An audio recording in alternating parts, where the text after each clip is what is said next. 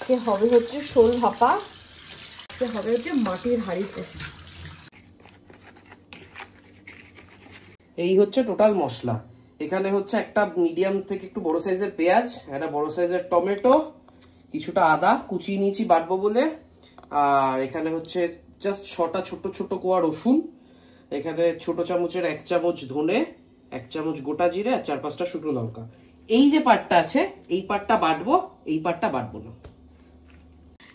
সমস্ত বাটার মশলাগুলো চলে গেছে। মাছ, বাটা মশলা, টক দই, নুন, হলুদ, কাশ্মীরি লঙ্কা, পেঁয়াজ কুচি, কাঁচা লঙ্কা, তেজপাতা,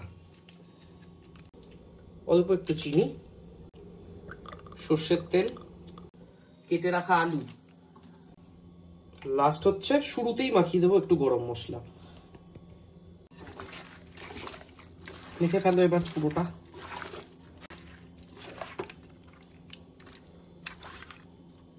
যে বাটিতে মশলাটা মেখেছিলাম সেই বাটিটা একটু জল দিয়ে দিলাম, গ্যাস ধরিয়ে দেবো।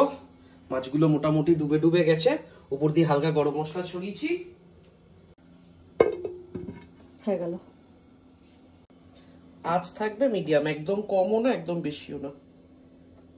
15 থেকে 20 মিনিট পর্যন্ত এটা কুক হবে, তারপর খুলে দেখবো যে কি অবস্থা। প্রায় 30 মিনিট হলো না? হ্যাঁ, প্রায় আধা ঘন্টার কাছাকাছি। আরে ধরতেই তো পাচ্ছি না। আহা